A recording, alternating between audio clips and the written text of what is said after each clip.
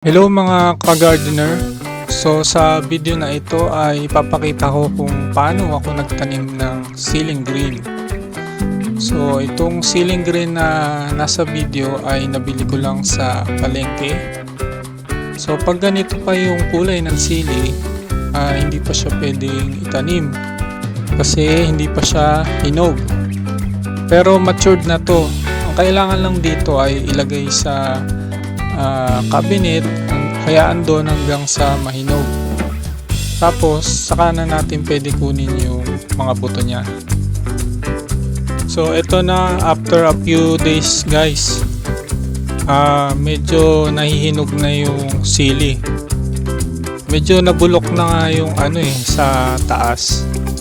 So inihiwa ko lang, kukunin ko yung mga buto saka itatanim. So madami din siyang mga buto kahit na medyo maiksi itong sili na to.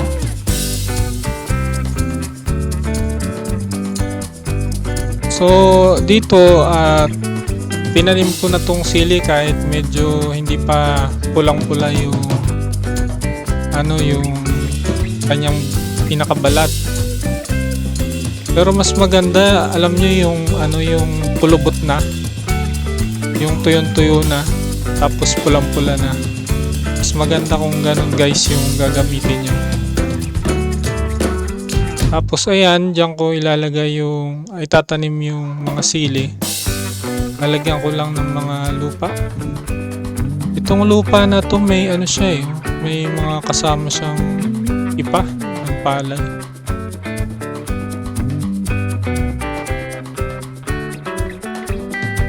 So pupunuin ko lang.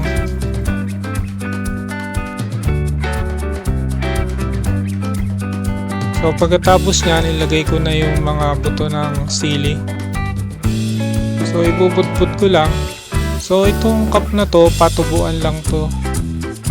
Pag tumubo na yung mga buto, ililipat ko na sa ibang cup.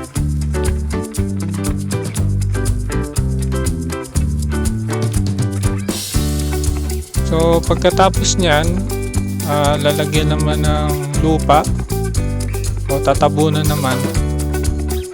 So ang pagtabon manipis lang kasi maliit lang yung buto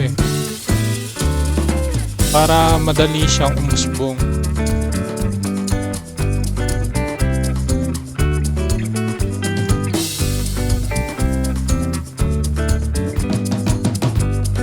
Tapos didiligan naman natin ng tubig.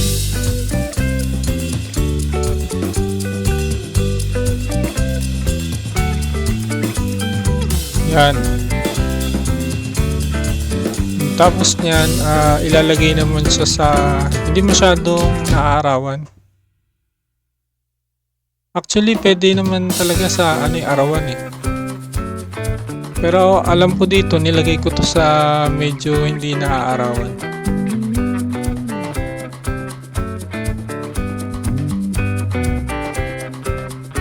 So after 8 days guys, ganito na siya. Meron ng mga tumubo. Yan yung mga nauna. So ito na guys, after 20 days mula nung tinanim ko siya. Marami na sila na tumubo, tsaka medyo lumaki na. Pag tumubo na nga pala guys yung yung buto, ibilad nyo na sa arawan para tumibay kaagad siya. Nakalimutan ko sabihin yun guys.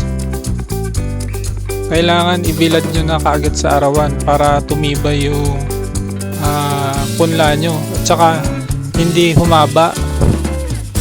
Kung napapansin nyo yung ibang punla guys, mahaba siya kasi hindi yun na ibilad sa araw.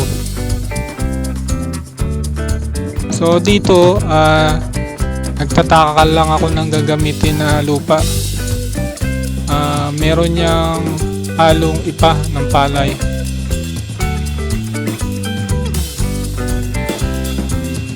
Tapos lalagyan ko yan guys, yung nasa isang cup. Compost yan. Ako mismo yung gumawa niyan. Hindi ako nabili ng compost guys kasi yung mga nabibili parang ano siya fake. Parang hinalo-halo lang siya ng mga uling, ganun. Hindi talaga siya compost.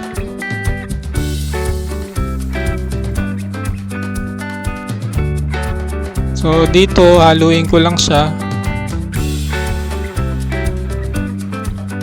Gamit yung kutsara.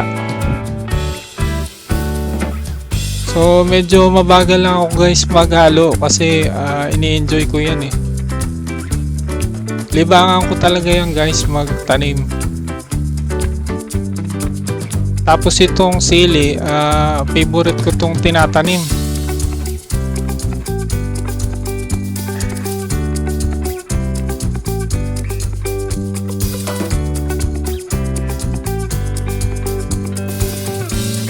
Kaya kabisado ko na to guys kung paano itanim at saka yung mga sakit niya.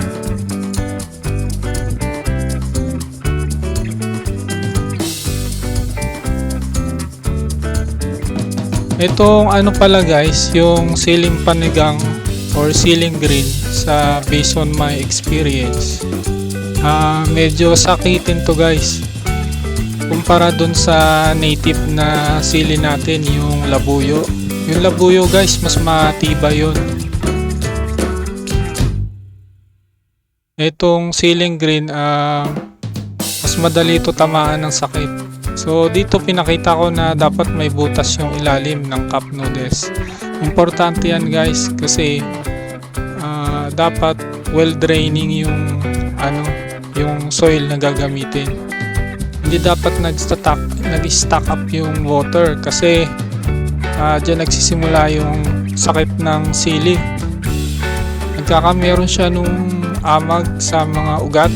Tapos pag nagkaamag na siya, mamamatay na siya guys. Kaya dapat laging nagde-drain yung water. So yun guys, yung una kong tip, dapat well draining yung soil.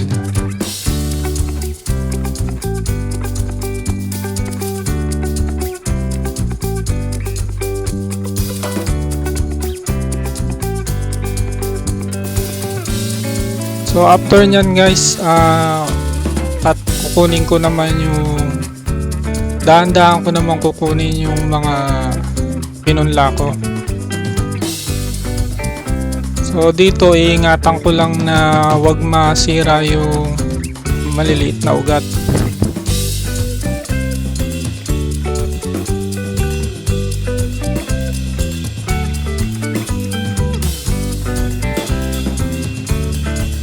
So ayan guys, nakakuha ko na. So pag-iwalayin ko lang yan guys. Tapos kailangan dyan may matirang lupa. Yan. Para hindi siya yung ma-stress.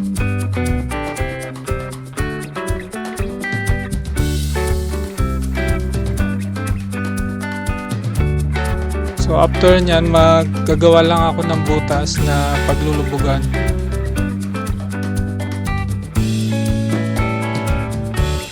So yan na. Yan na yung una.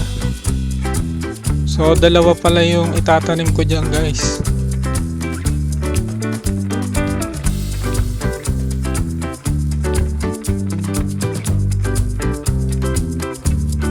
So ito naman yung isa. Tingnan nyo guys, so mahaba pa yung ugat nyo. Hindi talaga siya na putol. So ganyan dapat pag mag-hiwalay kayo ng pinunla nyo.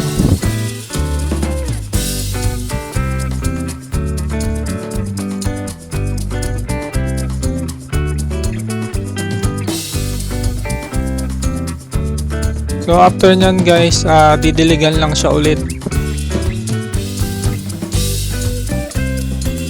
So kumukuha lang ako ng tubig.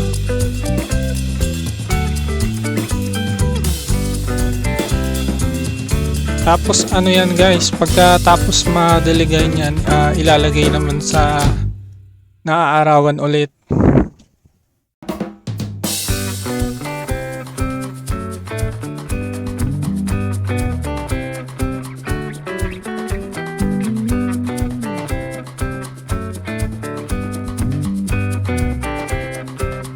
So ito naman na guys, after 49 days mula nung tinanim ko siya. So lumaki na talaga. So yan yung una, tapos ito naman yung pangalawa. So ililipat ko naman sila guys, this time sa permanent na pagtataniman na talaga.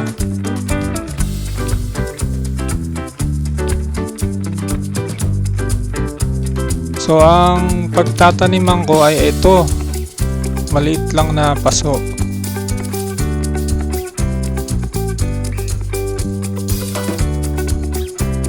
So ito guys, ano to, lupa lang na may konting ipa din to eh.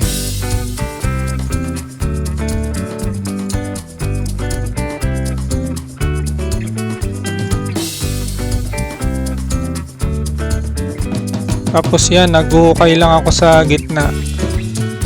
Yung kasya yung buong lupa nung sili na nasa cup.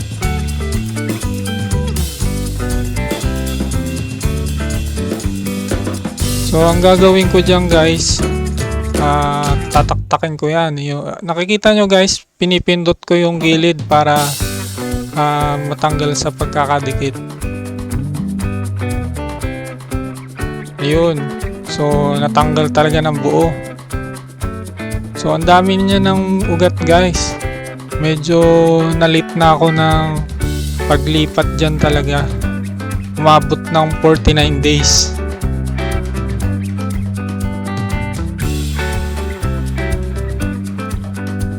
So sa paglilipatan guys, nasa inyo na yan. Basta sa akin maliit lang yung paglilipatan ko, pero ano yan guys, mas malaki yung container na paglilipatan nyo, mas marami yung lupa, mas marami yung ibubunga. Yan ang ano dyan guys, ang rules dyan. Pag mas malaki mong tinanim yan, sili, mas maraming ibubunga yan. So sa akin okay na yung ganito lang kaliit. Tapos yung isa guys, hindi ko yata napakita dyan eh kung paano tinanim yan. Pero sa sako ng ano yan, ng bigas, yung maliit lang na sako, doon ko itatanim yan.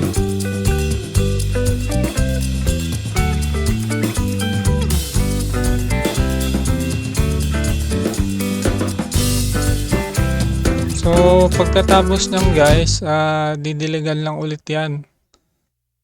Tapos ibabalik ko na yan dun sa lugar na mainit talaga.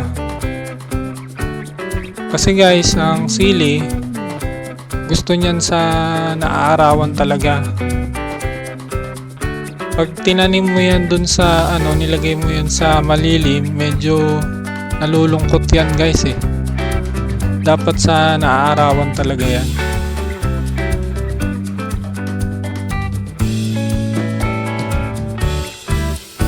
So after nyan guys, na tinaktak ko lang ng konti. So kita nyo guys, madaling nag-drainage yung ano, yung tubig. Ganyan dapat. Hindi nag-stack up yung water. Tapos pinuputol ko yung mga dahon no, sa ilalim kasi hindi ang kailangan guys, yung mga nasa ilalim. So ito na guys, after 97 days simula nung tinanim ko yung dalawang sili. So yung isa na nasa paso, umano na siya, lumaki na siya, nagkamero na siya ng bunga. Tapos yung nasa sako na hindi ko napakita, namumulaklak pa lang siya. So dito guys, nakalimutan ko na maggawa ng video. So picture lang yung papakita ko sa inyo kasi nakalimutan ko guys. So makikita dito guys na yung nasa maliit na paso, mas maliit yung puno ng sili niya. Pero yung nasa mas malaking sako, nakatanim sa sako, mas malaki yung puno niya. Pero yung mas maliit ang pinagtaniman yung unang namunga. So ito naman guys, after 108 days. So ganito na yung itsura ng dalawang sili ko. So ito guys, marami na siyang bunga. Tapos nakuhanan ko na yan guys ng mga unang binunga niya. Ginamit ko na yan guys sa pagluluto. Tapos ito naman yung nasa sako guys. Ito yung hindi ko na ipakita kung paano tinanim. Namumunga na siya oh. Ayan yung una niyang bunga. Tapos marami siyang mga bulaklak. Mas malaki siya dun sa nakatanim lang sa paso. So ito naman guys yung pang 111 days. So 3 days lang to pagkatapos nung huling video. So mas lumaki na yung mga bunga. So ayan, ang ganda nila tingnan. Ito yung nasa paso. So ito na guys, yung pang 128 days ng mga sili ko. So dito ipapakita ko kung paano yung pag-harvest. So pangatlo or pang-apat na yata na harvest ko to na gagawin. So marami na ako nakuhang bunga dito guys. So ang ganda talaga pagmasdan ng bunga ng sili no guys. So parang less than 100 days bago namunga yung sili ko no guys. Pero worth it naman yan guys. At saka hindi nyo naman mapapansin yan na umabot na pala ng less than 100 days. Kasi guys, yung sili parang ordinaryong plant lang yan na hindi mo mapapansin namumunga na pala. So ang ginamit ko pala na fertilizer dito ay yung katas ng compost, tsaka yung urea, tsaka minsan naman yung complete fertilizer. So ganun lang guys, papalit-palit lang ako ng ginagamit na fertilizer.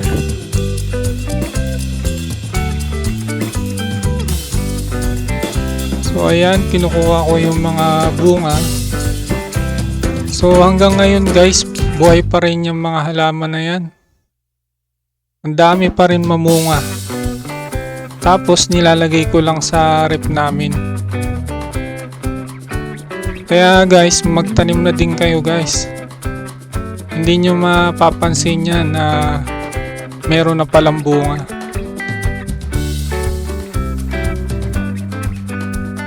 So hanggang dito na lang guys.